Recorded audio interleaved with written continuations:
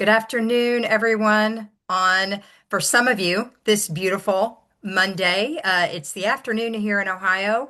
Those of you that are joining us from the West Coast might be having your lunch, having a late or even a late breakfast. But we are excited to welcome you to today's webinar, Beyond the Hype. AI as a strategic partner in student housing. So before I turn it over to Pete, a couple of things I will put in the chat some information on some of ACUHO-I's upcoming program. We have the One Symposium this week, the Live-In Symposium on April the 8th. We still have a couple of spots in our Mid-Level Leadership Institute mid-April, our Small College and University Symposium later in April, and then our big event, Campus Home Live, which is going to be in Orlando, Florida, June the 21st through the 24th. So I will put that information in the chat. As you have questions, if you will utilize the Q&A feature, then we will have some time at the end, hopefully for a couple of questions. And if not, then we'll gather that and get the information out to you with a copy of this recording. We are recording this webinar. So I'm going to turn it over to Pete Trentacoste, and Pete is the Executive Director of Residence Life at LSU and our resident expert for the day. So take it away, Pete. Awesome. Well, welcome everybody, and I'm super excited to talk about this session. As I think about a moniker for why AI, I used to call myself just an on-campus living evangelist, but I have to add AI evangelist to the evangelical nature of what I talk about these days. It's a super exciting topic, and I think it's very timely for us to be talking about this as a profession. And so, without further ado, I'll kind of jump right into the session. And I want to talk first a little about my bio. Like I could talk about how I came up in the field and it's important for me often to make the connection to say, why is this guy who's executive director of residential life at LSU talking about AI? And did he just suddenly decide to research this? And the truth is, no, I've really always been a bit of a techie. I've always done a little nerdy stuff with tech back in the day. And what's funny is AI actually helped take my resume with a couple of thoughts and build this. And today, our presentation is brought to you by Google and Notebook LM, and we can talk a little bit later about some of the beautiful work that LM can do for you and your work. But these slides, it's my intellectual property. However, Notebook LM is the one that made these beautiful graphics that you'll see throughout the day today.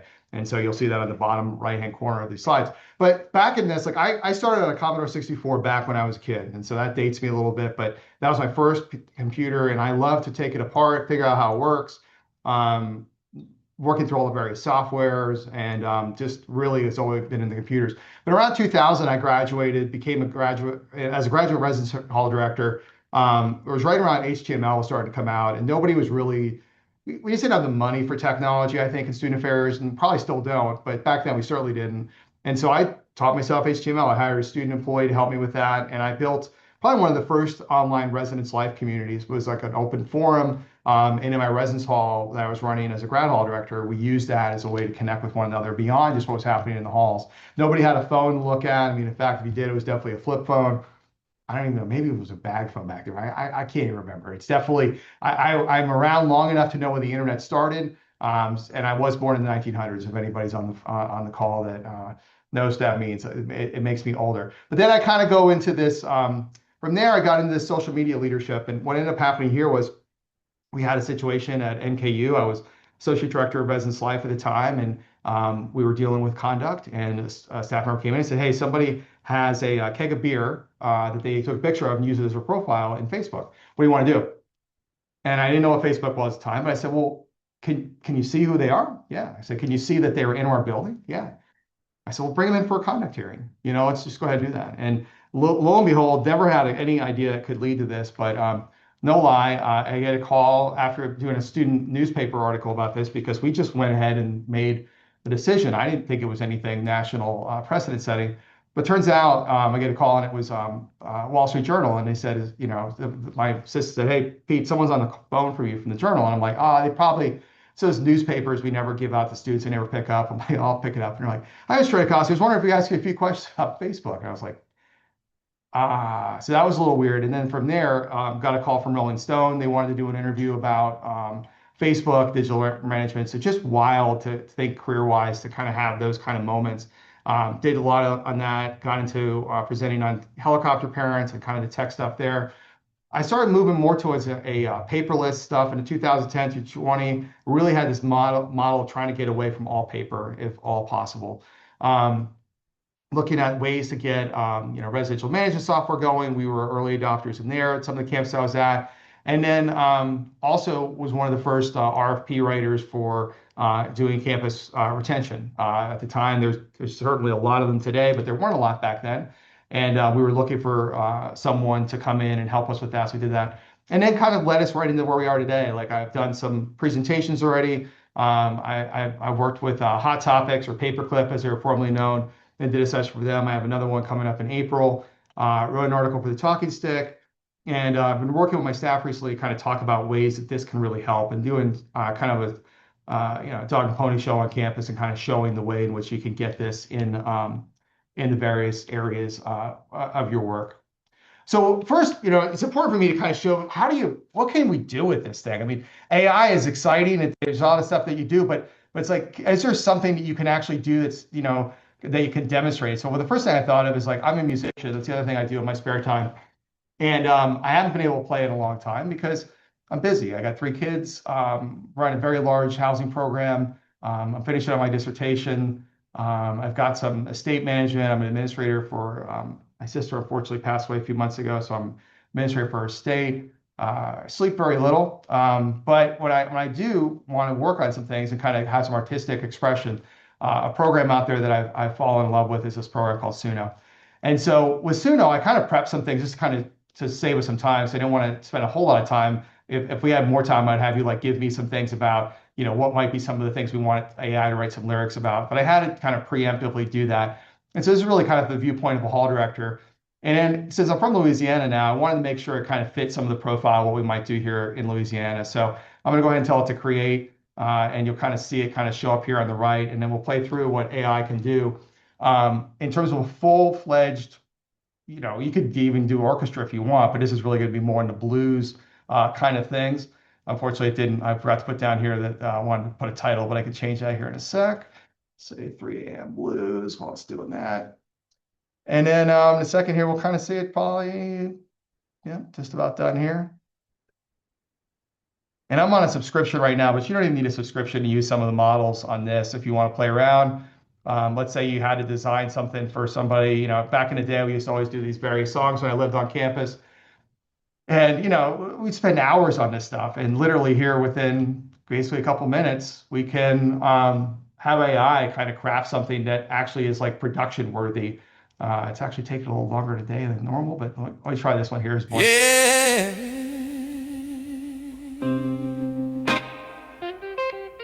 All right, a little bluesy there. It's 3 a.m. again. A little slow draw. Phone's glowing like a warning light. Another night in the hall.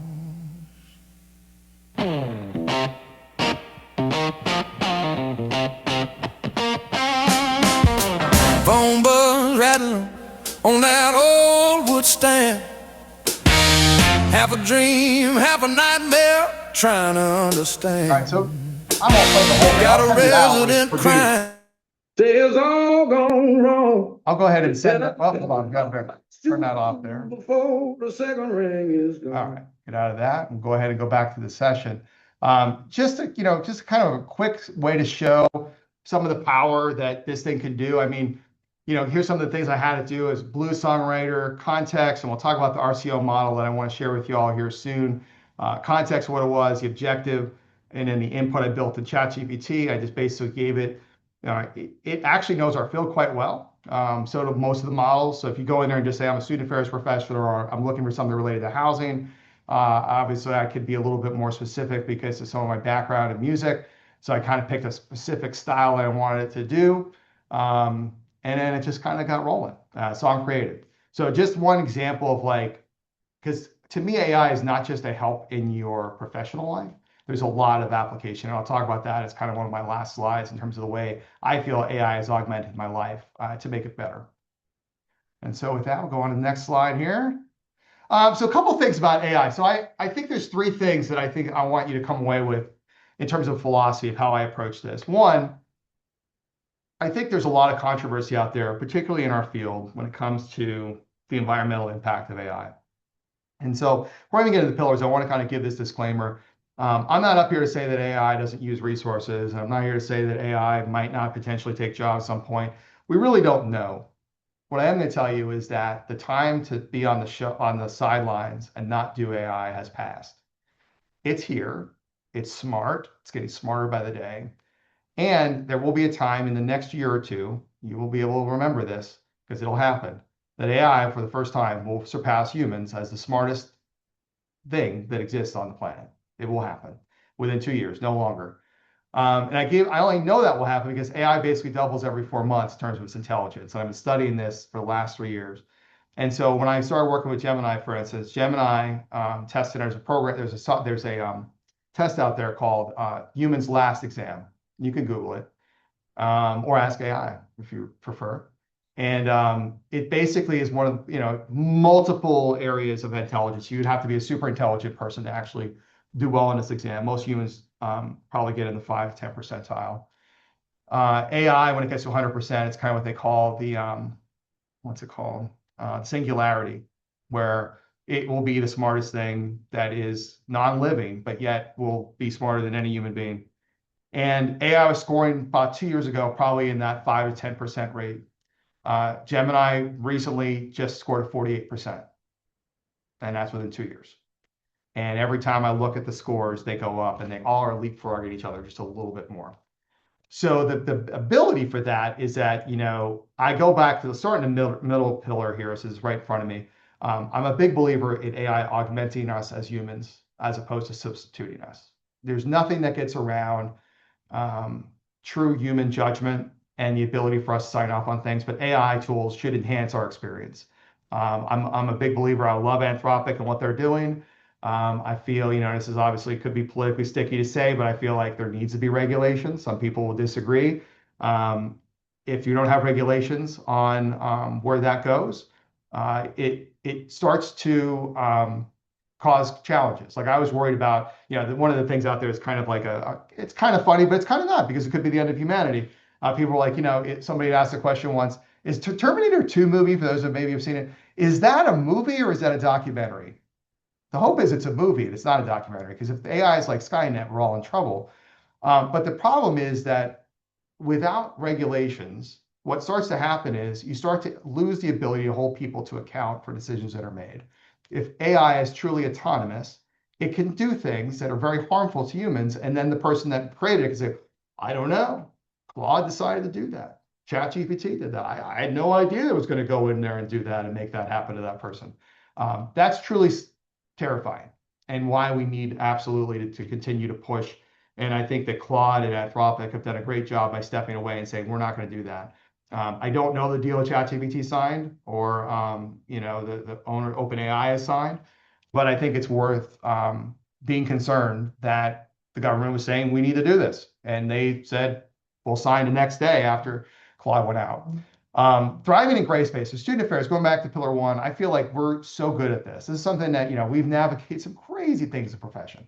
COVID was absolutely insane. I joked once at a conference that, housing professionals did so much work. We literally should have come back to campuses and had a ticker tape parade for the heroics that we demonstrated during that time.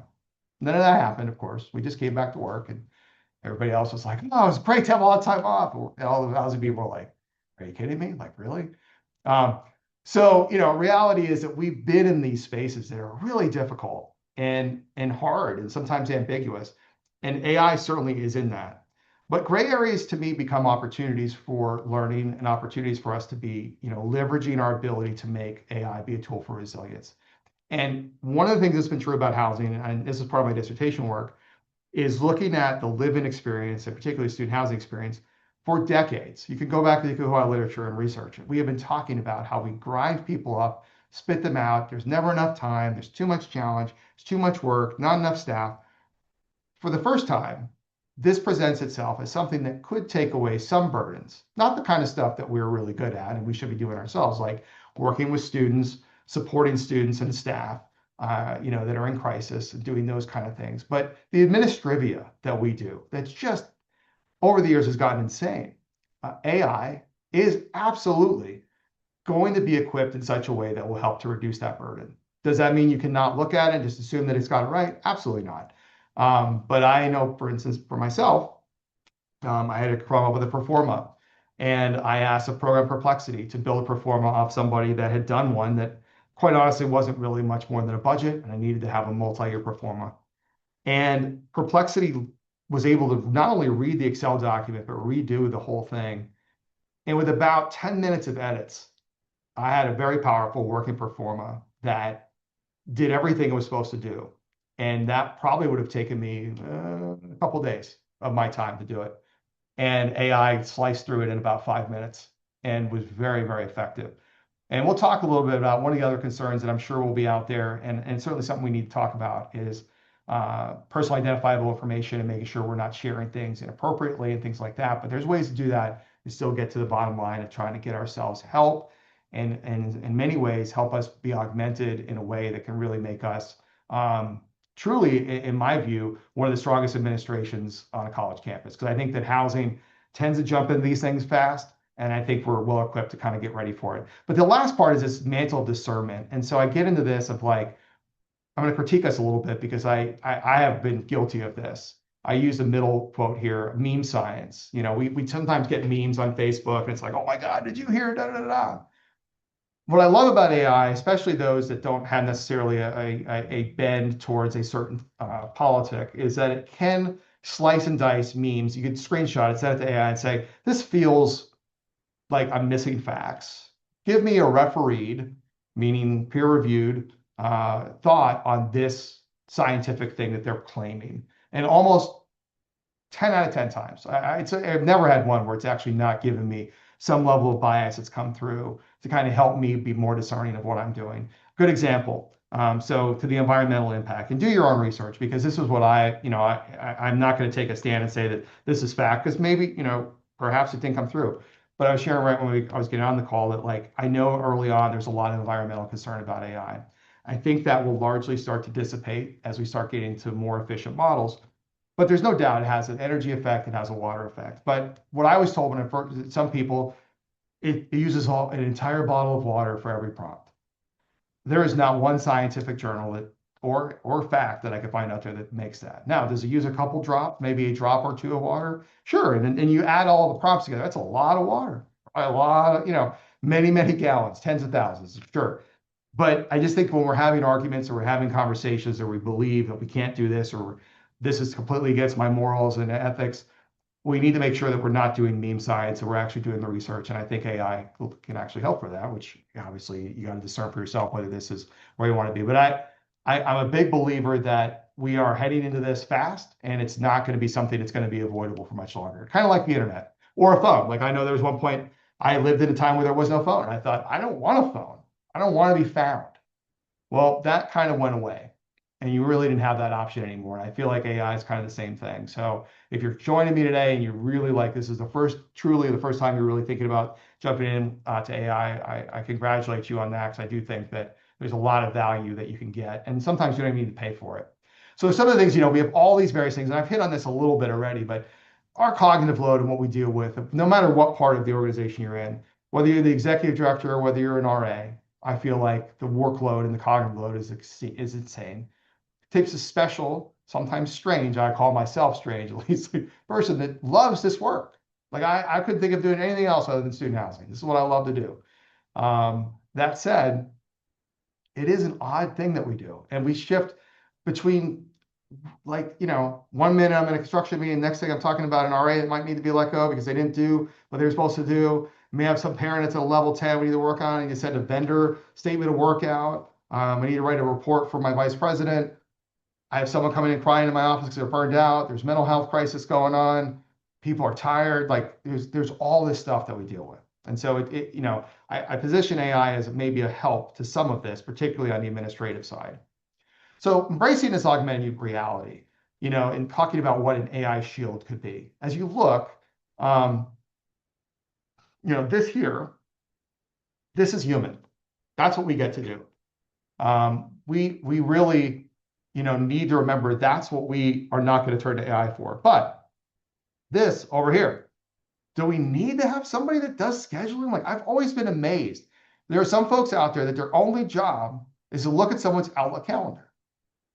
How is that a full-time job? I mean, even as a president, like, I don't understand how for decades we have had that as a job. Like, Outlook is supposed to just, you set up a meeting, but yet we don't have that in higher ed. It's fascinating to me. This will be one of the first jobs that disappears, in my opinion. We will start to see these start to go away, and AI will actually function in lieu of this. Doesn't mean these folks won't have work, but they're going to have different work. And I don't think that's necessarily a bad thing with some of this, because I think that the world is absolutely changing with some of this. Okay. So the digital intern roster. So I call these my interns. Oh, geez, how do I get rid of that fun little annotation? That's neat. Is that still showing? I think it's still showing up. Let me go ahead and stop this real quick and then come back to it. Maybe that'll reset it. Sorry about that. There we go. All right, so I'm not going to use that annotation button unless I really know what I'm doing. Maybe I'll ask AI later how to do that right. So these are the interns that I think are out there that you need to really start thinking about. There are hundreds of AIs that you can consider, and they're all large language models. And there's a thing called agency, which we're not going to get into today, but I'll briefly mention that agency is really where it starts to get exciting and also scary in terms of what it's able to do. It starts to become a little bit more autonomous and being able to make decisions. But when I look at these interns, these are kind of how I see them. So Gemini, truly for me at this point, is my number one. I use it almost 90% of anything that I'm asking. It goes to Gemini first. Claude is kind of what I'm looking at for reasoning. Nuances, if I'm wanting to interpret policy, I want it to write as human as possible. It works really well in that way.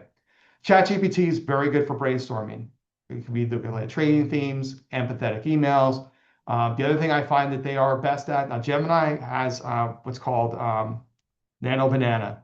But ChatGPT's graphic, while it takes a little more time, I find that the quality of its graphic design right now is the best model that's out there. That could change tomorrow, but for today, if I want something really highly polished, I'll compare the two, but ChatGPT usually wins in terms of how good it does.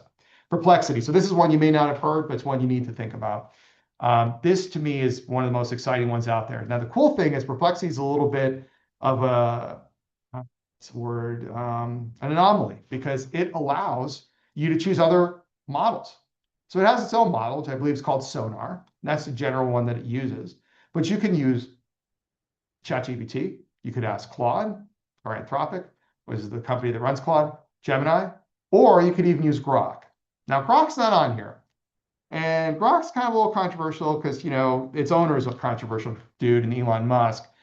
I don't put it on here because honestly, the reliability I started out with Grok. I will admit that when these LLMs here were not as strong as Grok in the beginning of the AI stuff.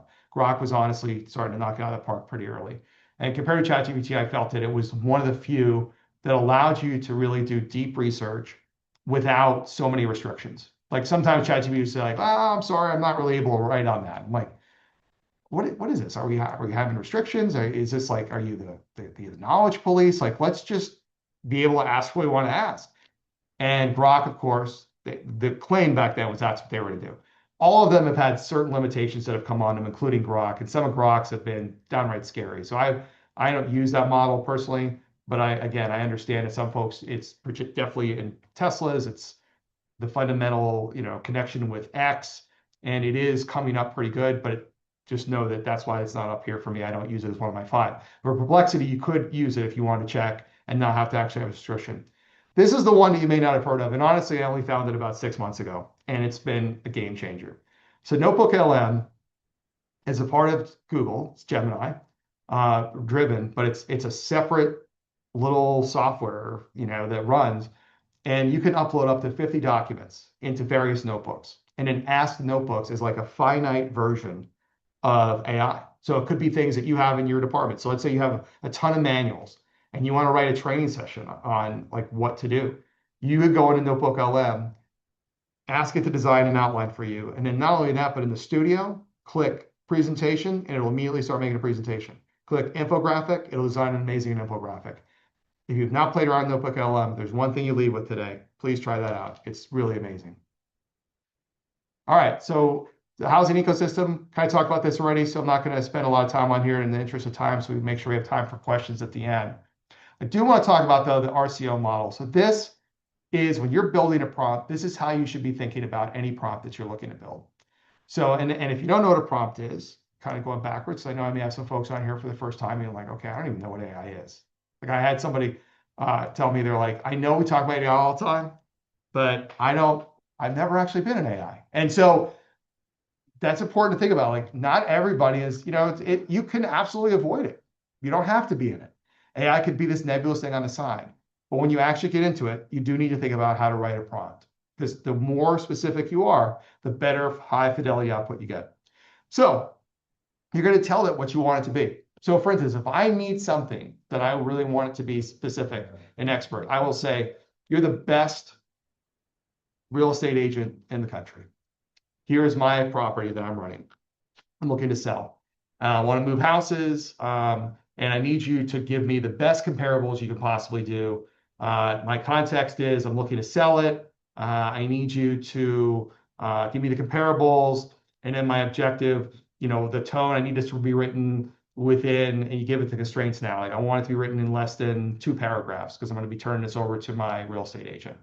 And that will get you a finite and more narrow and polished thing. And a lot of times when you come on the roll, AI kind of gets like hyped up. It's like, yeah, I'm the best at real estate. It's kind of like there's this little hype thing right after someone's like, yeah, all right, give me that. Like I want to see you. Like, show me now. And sometimes the other thing, I go back and forth with AI, it'll give me something. I'm like, I am somewhat kind. I do say please and thank you, which some people say you don't have to waste characters. I don't believe in that. Again, if AI does go south and it goes against us, I do want him to give me a little bit more time. Like, hey, I was the one that said please, thank you. Remember that. Hopefully get a little bit more positive reaction on that. But at the end of the day, like this is just important to kind of think RCO in terms of how you do these things. So prompt engineering, it's not just good communication. Again, help me with student orientation, not specific, very, very vague, but professional. Create a 3-day orientation schedule for 200 incoming freshmen that includes academic sessions, social sessions, activities, campus resource tours, includes timing, location, and staff assignments. You give it some of the things that back that up, you will be blown away by the result that you get from this. Thing you need to remember, you don't have to be an IT expert, you're not a coder. You're just learning how to describe what you want so that it understands what you're asking for. And a lot of times you have to go back and forth, do a couple of these to make it work, but it can go and make it happen. So here's the one in action. So product. You get a level 10 parent. Someone writes you and they're really upset. Role, act as a compassionate firm executive director of his life. I'm dealing with a level 10 parent regarding AC repair. It's going to take 3 days to get this part in. Objective, rewrite the aggressive email into a calm response, validates their frustration, outlines technical timeline, and the result. It'll kick something out just like this.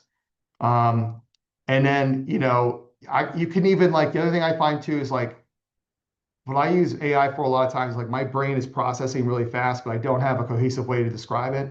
I could just literally like vomit out the words to AI and say, I want it to look like this, and I want to say something like that. Help. And then all of a sudden, magically, it starts to give me a response. And if it sounds too, the other thing I could do too is I hate M dashes. It's one of the help tells, quote unquote, of AI. So in the background of mine, I often tell it not to use M dashes and other typical AI driven language and to be more like the way in which I tend to communicate. I've even given it some samples of my writing so that it actually sounds as bad as I do in my normal writing as opposed to AI language. But at least gets it down to where you have this processing in a way that allows you to rewrite things and get the help that you might need. So ways to kind of other areas that this might work. So friction to flow map. So res ed and conduct, unkind but not policy, roommate conflict. Throw it through the AI filter, drafts message, just validating discomfort, explaining interpersonal policy versus inviting them to mediation.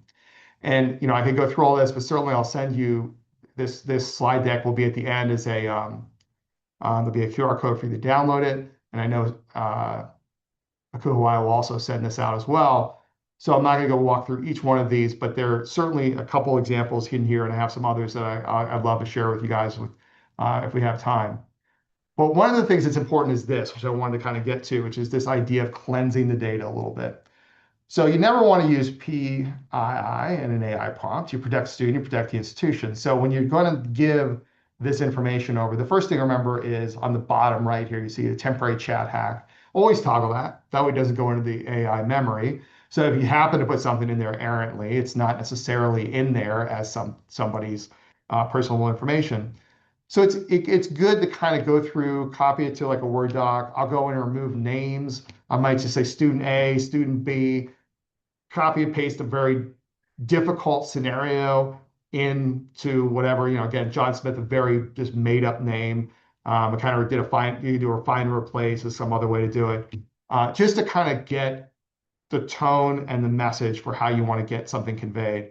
I'm always amazed because AI often is very affirming. It'll be like, wow, this is a really complicated situation. I'm sorry you're having to deal with this. I'm like, thank you.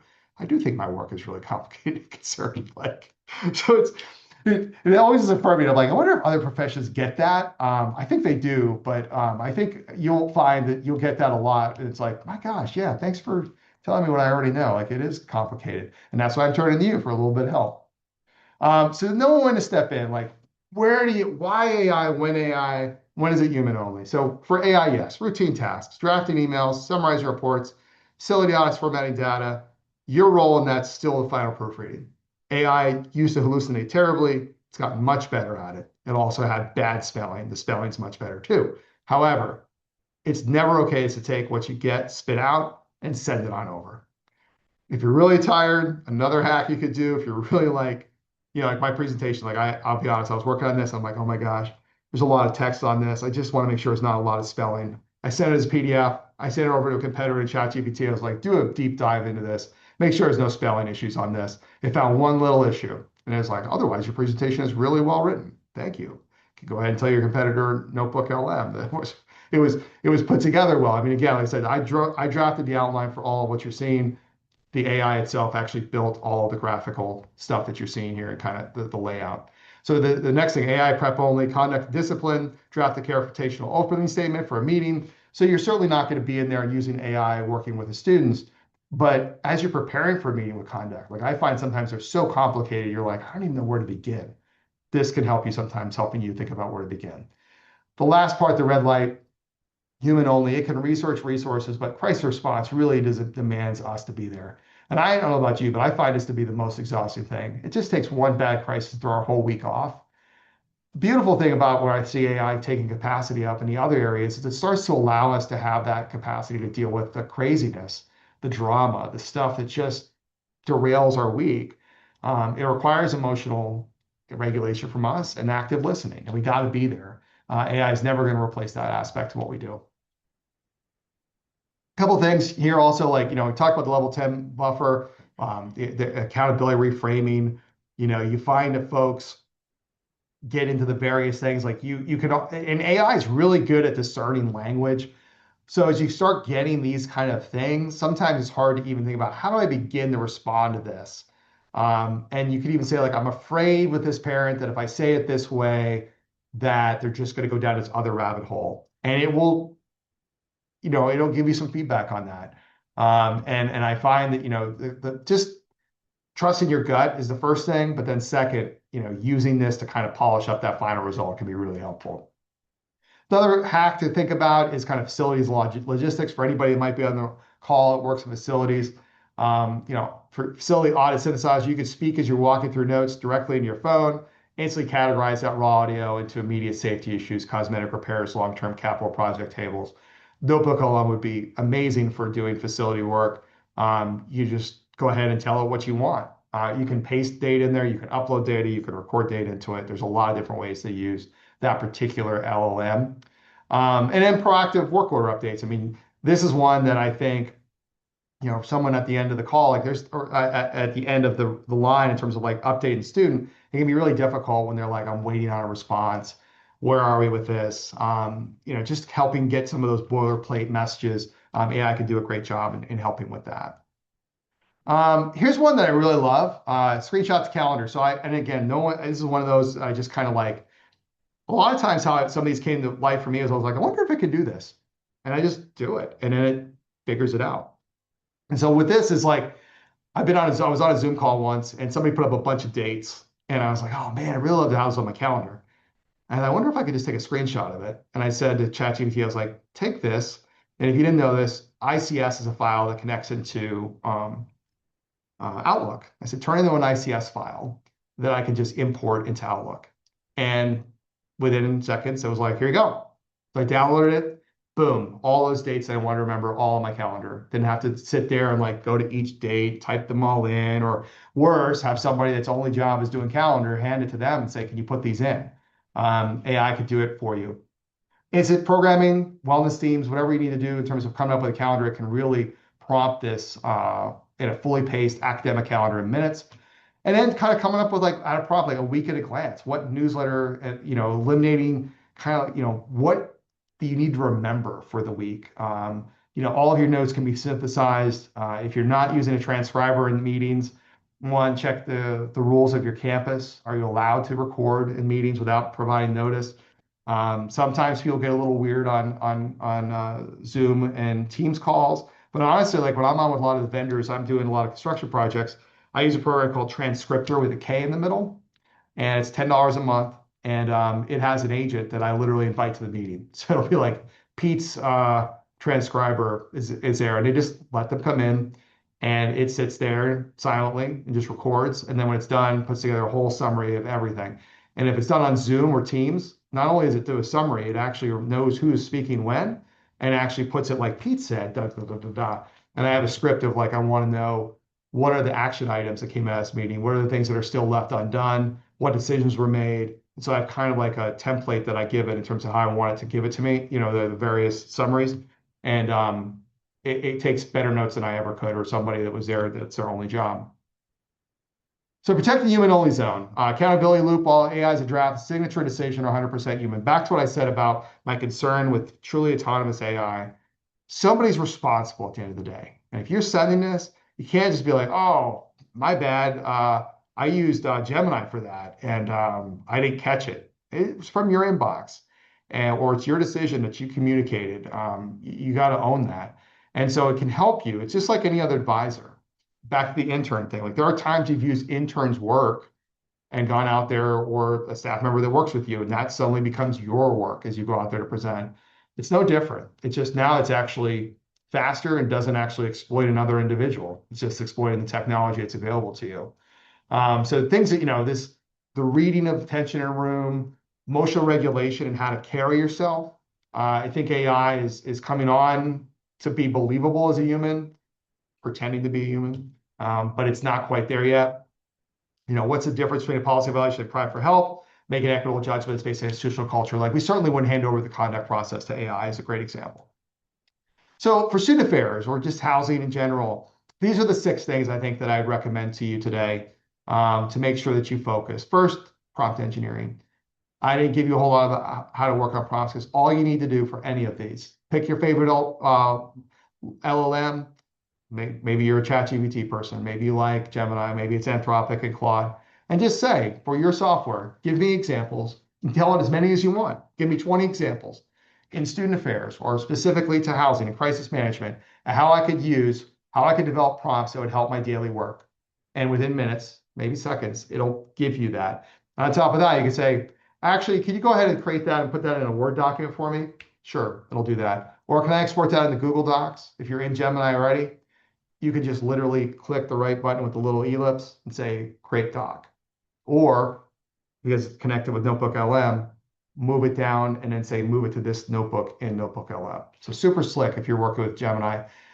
I hadn't said this yet, but if I had to pick, because at the end of the day, if you remember, for those of you that might be as old as I am, back in the day when the HTML world came out and we had search engines, there was Yahoo, there was Alta Vista, there was Metacrawler, there was all these crazy things. And then all of a sudden Google came along and I was like, that's cool. And then it just kind of steamrolling. And then they came out with Chrome. And then there was like all these Google devices. And before you know it, Google became the main owner. I think consolidation right now, unless something fundamentally changes, I think that if you had to pick a winning horse right now, it's probably going to be Google. They understand that AI is replacing their their search engine revenue, and they know that the stakes are high. And so they just signed a deal with not too long ago with Apple. And so your iPhone next month will get an update from for Siri. It'll finally not be terrible. I have an iPhone, so I speak as an owner myself because my whole family loves iPhone, and I have one. I've tried to leave, and it's like I'm brought right back. But Siri has been absolutely horrible considering how good AI has caught on. They've kind of just thrown in the towel, like we're done. We're going to actually just go with Google. Now, since Google's already the focus of Android, now you have Android and iOS being under the same AI. That's fundamentally a game changer in terms of who's going to actually have the niche.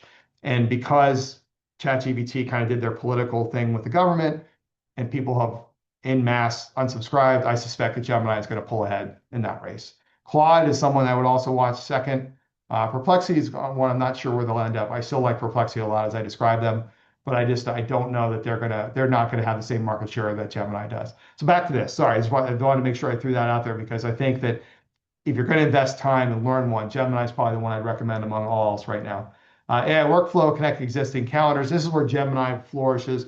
If you happen to be a campus that uses Gmail, oh my gosh, I can only imagine how cool that would be to have it connect with your email. We don't have that here. It's Outlook, and Outlook is locked down, so we can't really do some of the cool things you could do with Gemini that way. Multimodal AI, this just means that you can give it a prompt, and most are multimodal. Gemini is, ChatGPT is, some of the other ones. When it first came on, it would be like, I only do images. I only do research. Well, now you could do image research with all the things at the same time through the same prompt. And so that's where understanding what multimodal is and how to utilize it best. Um, how to integrate tools. So whether it's Google Workplace, Microsoft 365, considering doing voice AI and content creation, I didn't even get into it. Like Suno is kind of fun to play around with, but there are actual places you can give your voice and then you can just type in a script and you don't even need to actually do the training.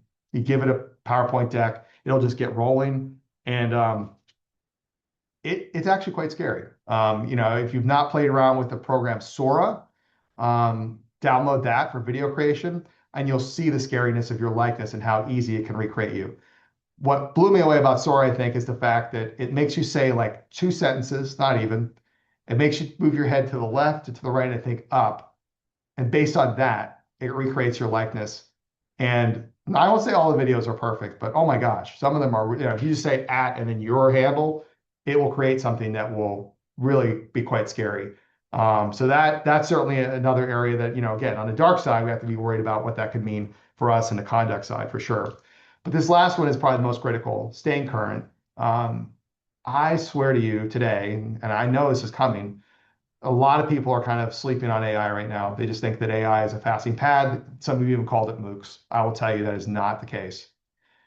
It's going to have a huge ripple impact into our work.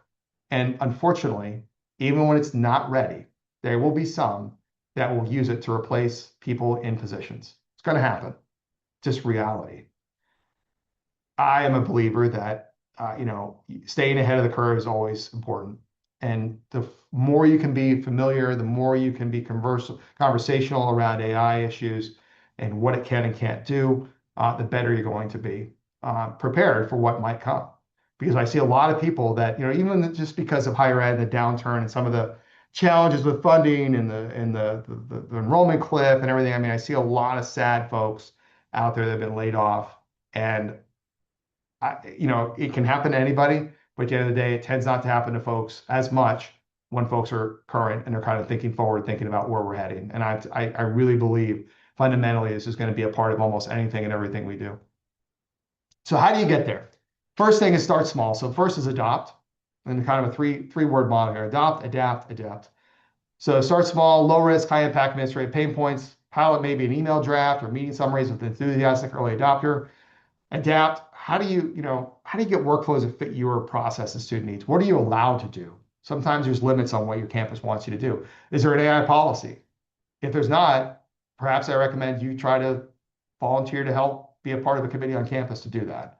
Because I do think it's important that you kind of know what you're allowed to do. And then last, build culture. Like, what is the team culture around this? We're going to be doing a lunch and learn here in our department fairly soon. And not for me to get up there and, and kind of like speak about what I know. To me, like I can learn so much from so many other people. And everybody has a different little hack or something that's helped them really open up something that maybe they weren't able to do before. And so there's learning that can happen on all sides of this. So capacity recaptured, and that's what I think is just a huge and why this is so important. All this stuff on the left, nobody really gets excited about taking notes. Maybe you do, but I know I certainly don't. I love getting really well-written notes. I love doing policy benchmarking this way. Again, you got to double check. Sometimes it doesn't capture it right. Writing letters and make sure they're empathetic. Like, you could toil over these things, or you could just have AI really help you. Particularly Claude is one of the best writers when it comes to those kind of things. So to me, my quote here, AI does not depersonalize student services, in my opinion. It's the exact tool we need to personalize them at scale. By giving it the administrative lift, we buy back capacity to be fully present when it matters most. So the student in crisis, that to me is where we need to be. That's the high impact. And unfortunately, or fortunately, because I think that there's obviously job security in this, um, our students more and more present with challenges more than they ever have. Like I often will say, like when I was a hall director, it's not what our hall directors deal with today. And so it's important for us to remember that. So a couple of things before we kind of we're winding down here to the end, and then obviously look at the chat and see what question I might be able to answer in maybe the last 10 minutes. But here's how AI, as I reflect over the last probably year, how it's really helped me. So first one is personal resilience and advocacy. So my wife is a cancer thriver. Um, I am not just willing to take what the doctors say because the reality is doctors are just high-powered troubleshooters, and the reality is even troubleshooters need more help. So we do our own research, not in a sense of like I did my own research, I'm not going to take a shot. People can make their own opinions on that. I'm not saying that, but the reality is there's a lot of literature out there, and AI can slice and dice medical literature down to patient level better than anything I've ever come across. And so you can actually ask it to write it in a way that you can understand it and talk about it with your doctor and make sure you're getting the best advocacy possible. As I mentioned, unfortunately, I lost my sister and my father not too long ago. I've had a lot of the state administration. I was kind of cast into that role, not wanting to be there, but I am. And as an administrator, there's a lot that goes with that. And though I have attorneys that kind of help me with this as part of my team, there's a lot of things I don't want to turn to them for. In the middle of the night, I have a thought. AI has been amazing at kind of helping me navigate that and have that prepared. Anything I'm wanting to research, AI has been there. But then really the middle one's what I've enjoyed probably where it's really kind of coming into practice. So my daughter is a engineering major and construction management now specifically. But she's always been in 3D printing. And I always kind of admired that. And I was like, that'd be fun. But I had no idea where to begin. And what she had, it was really complicated. And I was like, I just don't know that I can really, like, I have the time to learn it. And through AI, not only did I get good at it, like I'm probably more towards the advanced level at this point, designing my own products, reverse engineering stuff that I need to fix around the house. I grew up in a household that no one was an auto person at all, but auto repair is expensive. And so I'm pretty handy. And so I literally now know all the ins and outs of a car through working through AI. I can identify it by taking a picture and say, what is this? What's this sound? What does this maybe potentially be? And I've been able to do some of my own repair work that way. I talked about music already. Another one that's fun is like you can find a program out there. It's called PhotoMyne, Myne. It's a paid product, but it's simply amazing in terms of take a picture of an old photo, tell it to rework it. There's various things you can do to really upgrade the quality. You can also do it directly by just giving a prompt to ChatGPT, which is slower. So you got to go one by one. And then productivity. I walk every morning, get about 2 or 3 miles in. I'm usually always sending various requests to the various digital interns. My staff get random emails sometimes at like 5, 6 in the morning because that's when I do some of my thinking, and I do it in stride with this. 1,000-page documents. We've got big legal documents here that are really hard to understand. It's just slice and dice that really easy. The last thing I'll leave you with on that, in terms of productivity, is what I love is if I have to defend something, I like writing in a scholarly way. I'm a doctoral student, but I don't have time to write a white paper all the time on everything. In minutes, on the way to a meeting, I can actually have an APA defensible paper and benchmarking prepared using the literature of the field. Very powerful stuff to be thinking about. So what I tell you, your next step before we get to questions is, and this, I'll leave this QR code up. for the presentation is automate the predictable to predict your unpredictable. And I thank you for your time. And with that, I will look at the chat and see what questions we might have. Pete, this was great. And please put any questions or use cases in the chat or in the Q&A. I will say I pulled up, I gave this a spin last week, and for my prompt, I asked for a 15-minute a day plan to work on my email box that had Nice. 700 plus emails. And so it gave me a plan on how to reduce that number in 15-minute increments over several weeks. So I'll let you know at Campus Home Live if Awesome. Yeah. if I did it. It's not at that point, it's not the AI and it's more the end user. And so, Dave, I see in here you have M365 CoPilot. Honestly, it could be getting better. I just haven't done a whole lot with it. I'll have to check it out again. We are a Microsoft 365 campus as well. My challenge is just that I really wanted to be able to get in my Outlook and be able to kind of synthesize, and it just hasn't been able to do that. And so that's a really big limitation, at least here. Maybe other campuses don't have it. Maybe they allow it. We've been using a program here called Glean, Glean, and I've been an early adopter of it. And it's been okay, but the cost is in the neighborhood of $35 per user per month. I did not know that. And when I signed up for the pilot, I was like, oh, it's cool. Campus must have an enterprise license. And then I tried to sign some more people up, and they said, what's your departmental code? I was like, for what? And they were like, well, this is what it costs per user per month. And I was like, oh, on second thought, there's a lot better AI programs out there. It does have a sandbox environment, which allows the campus to control the security a little better. So that's why we're a really strong secure campus. And so I understand why our IT love it. But at the end of the day, it just wasn't getting me what I needed mostly. So I've kind of just gotten along for that. We have something. Oh, CDs. CE, I do CE, I do them in batches once per month. And so I am working on those this Friday. So anything that took place in March will go out at the end of the month. So thank you for the question. So Pete, I have a question on something you said that I think is very important in general, but particularly on this topic, and it's to stay current. Um, Yep. where do you go to stay current? Are there Yeah, it's a great podcasts question. or Yep. blogs or sites that you feel like really kind of has the pulse on what is current? So there's a couple out there, and I'll have to go into my inbox to figure out what they were. But I signed up early on for kind of like some of these folks out there that do like a newsletter, and usually they're driven by some kind of ad revenue, but they kind of get the snippets of AI work, and they kind of like send you what's happened, and it's a daily on, they kind of send you kind of this the snapshot of what it is.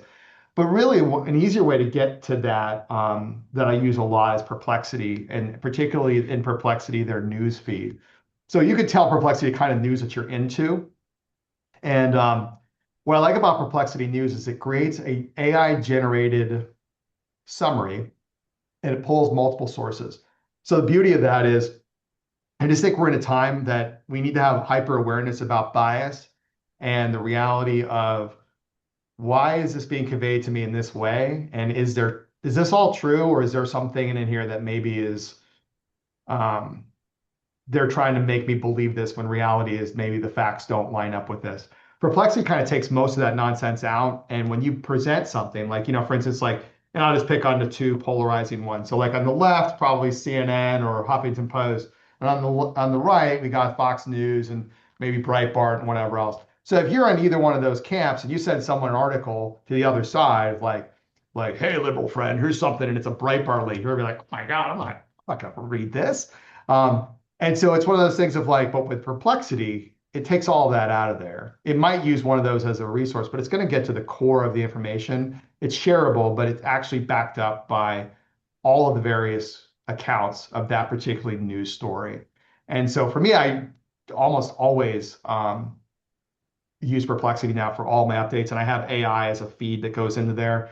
And so there are several ways. If you Google Perplexity, there's usually some deals out there where you can get a full year for a lot less than what it normally goes for. but you just have to Google that. There's some various resellers out there that are selling annual subscriptions for Perplexity that I've been able to take advantage of. Big fan of Perplexity for my news feed. So that's the first one I'd say. But there's also definitely some general newsletters out there that you can find if you Google them. Just say AI news, and some of them will come up.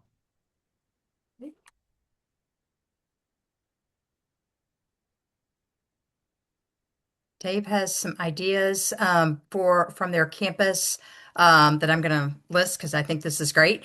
The Division of Student Affairs Technology team has been doing a webinar series to have various student affairs staff highlight how they're leveraging AI tools in their work. I think that's fantastic. That is, again, learning from others, but also making sure as a division it sounds like there's some comprehensive both learning and how you're going to move forward, which is great. Second, in our housing department, we have an AI steering committee, and Dave is helping lead that. And handful of staff from various units in housing that have a premium version of the tools to discuss how to leverage and use it as a department going forward. So I think that's great. Pete, do you have any other suggestions on how both a division level, but then also a department level, that groups could start to really approach utilizing AI? Yeah, I think, it's really personal. Like I don't want to tell somebody you have to use this, you have to use that. 'Cause the other question that comes in is like, well, can we get the department to sponsor our AI subscription? And that gets hard because it's easy for me. I often say like when you're the director of the department, you're generally the highest paid individual in the unit. So for me to be like, well, I pay for it. That doesn't those words don't fall very very well, and I understand why. But I do think that it gets hard. We're not quite at a point yet where I think we're willing to say this is what you need to do. So I think Microsoft 365 and using CoPilot, if it's available to you, it's free. So you might as well use it. Gemini, the premium one for it, I think generally runs, you can find discounts for about $10 a month. People pay for Netflix, and to me, like this kills Netflix in terms of its ability and utility for helping you on your work. This morning, I actually had one of the AIs help me rebalance my retirement portfolio. Just not performing where I wanted to. So I literally exported everything out of TIA Craft, and gave it my concern of what happened to me several years ago where I lost a lot of money. And I was like, I think I'm being too conservative. And it gave me a lot of great advice. And all it costs is my subscription. And so again, I'll use a couple others because I'm not just going to take that at face value. But when you sit down with people, this is where the challenge for AI is coming in. I think the other thing to think about, which I haven't mentioned, but it's important to say, for the first time in history of the United States, there's a technology coming out that's going to be replacing the white collar individuals before it touches the blue collar. We've never fundamentally experienced that. Nobody actually knows what happens when that actually becomes the thing.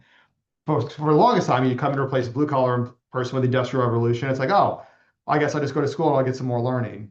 Well, when learning becomes so, not necessary that you can get it in your pocket for anything you want to know about, I think we have ourselves in a bit of a conundrum. And again, I don't think any of us really know exactly in a crystal ball what's going to come.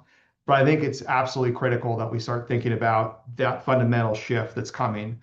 AI can replace white collar jobs easier than it can blue collar jobs for the first time.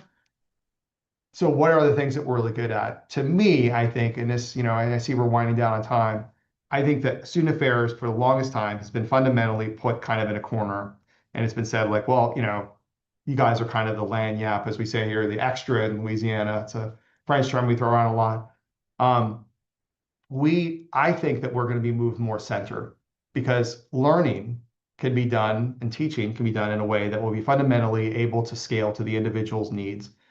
That's going to be hard to match from a human perspective. But the empathy, the care, the crisis management that we do, and the work that is really human based, I don't think is ever going away. And that's where I think we need to continue to lean into. So for a while, we were kind of like, oh, we got to be about learning. We can't be about student development and about crisis. We need to go back to some of the fundamentals in higher ed student affairs and college housing. That's our safe space where we're fundamentally needed. And I don't think that's going to change. I think if anything, we have more of a need than ever.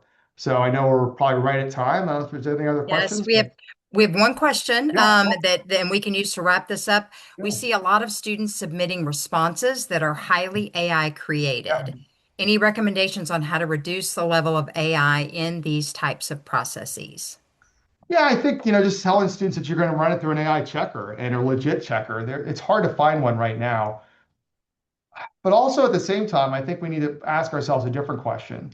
Fundamentally, when you go out there to do anything as an individual, like when you have to calculate something, are you doing that by hand because you just want to prove to everybody that you can do it? Like no one's doing that. They're using Excel, they're using a calculator. Same thing with writing to me. Like if a student's actually writing the response, they had to put something in it of themselves. That's my hope, is that I see their spirit and their thinking, and they're leveraging AI as a tool. So I don't worry so much about AI replacing some of that. I think that we need to stop getting so upset over it, quite frankly. I think it's just fundamentally coming into the space. Now, if it's slop, which is something that you'll see, AI slop is described a lot, I think it's different. If it's really not, they didn't even take the time to read it, it doesn't make sense. That's one thing. But if it's highly curated and it's done in an intentional way, I just really think that we're being too ivory towerish at this point with AI. And I worry that honestly the tower will come down if we're not too careful. And so it's something we just got to be fundamentally thinking about as campuses, and not thinking that we somehow are better than what some of the students are into. Are they cheating? Yes. We got to hold them accountable. Yes. But it depends on what you're doing. Like unless you specifically say do not use AI to write your RA application, then why are you holding them to account for it? Would be my question. Like, I think you need to make it clear if that's something you really value and you don't want them using any AI tool, then say it. But otherwise, it's a leg up. It's something to help that student become better, and a way for them to, they're going to be using it in the workplace. It is, no one is going to say, use a calculator, don't use Excel. They're going to be like, how good are you at Excel? Oh, you're an expert user at it? Great, we'd like to hire you. My daughter has been trained on a lot of products all of a sudden.